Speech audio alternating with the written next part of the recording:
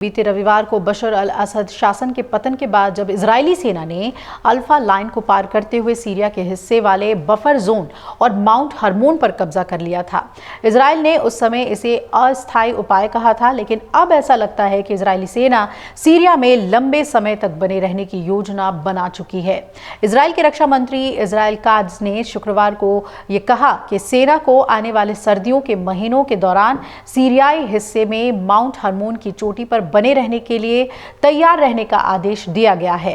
Katz ने यह घोषणा ऐसे समय में की है जब सीरिया में विद्रोही गुटों का समर्थन करने वाले तुर्की और अमेरिका के विदेश मंत्रियों ने मुलाकात की है।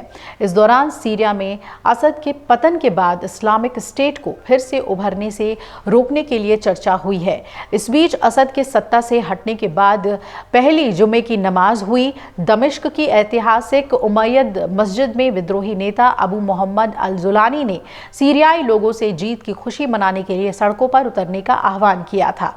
इजरायल ने रविवार को सीरियाई विद्रोहियों के हाथों राष्ट्रपति बशर अल असद को सत्ता से हटाए जाने के कुछ ही घंटों बाद गोलान हाइट्स के बफर जोन पर कब्जा कर लिया और इसके बाद से इजरायली सेना ने सीरिया के अंदर सैन्य ठिकानों पर और हथियार के भंडारों पर लगभग 350 से ज्यादा हवाई हमले कर दिए हैं। इसमें रासायनिक हथियार भंडार से लेकर हवाई सुरक्षा और सीरियाई नौसेना तक को निशाना बनाया गया। इजरायल ने कहा है कि वो ऐसा इसलिए कर रहा है ताकि विनाश के हथियारों को विद्रोहियों के हाथों में पड़ने से रोका जा सके। बफर जोन में सैनिकों को तैनात करने की योजना ऐसे समय में आई है जब इजरायली सेनाएं महीनों तक हिजबुल्लाह से लड़ने के बाद दक्षिणी लेबनान से वापस लौट रही है। वहीं गाजा में हमास के आतंकवादियों के साथ अभी भी युद्ध जारी है। आईडीएफ के अधिकारियों का मानना है कि लेबनान में हिजबुल्लाह के कमजोर पड़ने और सीरिया में असद सरकार के पतन के बाद ईरान अकेला पड़ गया है। ऐसे में वो अपने परमाणु कार्यक्रम को आगे बढ़ा सकता है, साथ ही अपनी क्षमता को बढ़ाने के लिए परमाणु बम भी बना सकता है। दूसरी तरफ इजरायली सेना सीरिया में लगातार एयर स्ट्राइक्स कर सैन्य ठिकानों को निशाना बना रही है।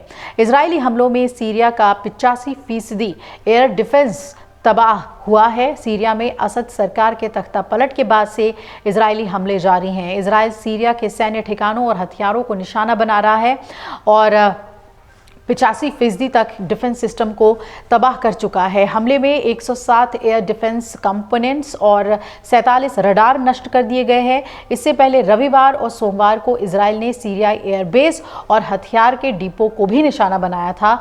इन हमलों में सैकड़ों मिसाइल, 27 लड़ाकू विमान, 24 हेलीकॉप्टर्स तबाह हुए हैं और इसके अलावा इजरायल ने सीरिया के लताविया में नौसैनिक ठिकानों को भी निशाना बनाया था, जिसमें 15 नौसैनिक जहाज तबाह हुए। इन हमलों में इजरायल ने 1800 से ज़्यादा हथियारों का इस्तेमाल किया और इजरायल का लेबनान में हिजबुल्लाह पर हमला। इजरायल ने शुक्रवार को दक्षिणी लेबनान में एयर स्ट्राइक कर हिजबुल्लाह के कई आतंकियों को भी निशाना बनाया। इस पर इजरायल ने यह आरोप लगाया कि जो सीज फायर की जो बातचीत दोनों देशों के बीच हुई थी, यानी कि लेबनान और इजरायल के बीच, उसमें सीरिया जो है वो आतंकी खतरा पैदा कर रहा है। अगर आप ये वीडियो YouTube पर देख रहे हैं तो हमारे चैनल को सब्सक्राइब कर बेल आइकन दबाएं और Facebook पर देख रहे हैं तो हमारे पेज को लाइक करें। 8 मिलियन प्लस सब्सक्राइबर, आपके इस भरोसे के लिए बहुत धन्यवाद। अगर आप ये वीडियो YouTube पर देख रहे हैं तो हमारे चैनल को सब्सक्राइब कर बेल आइकन दबाएं और Facebook पर देख रहे हैं तो हमारे पेज को लाइक करें। 8 मिलियन प्लस सब्सक्राइबर, आपके इस भरोसे के लिए बहुत धन्यवाद।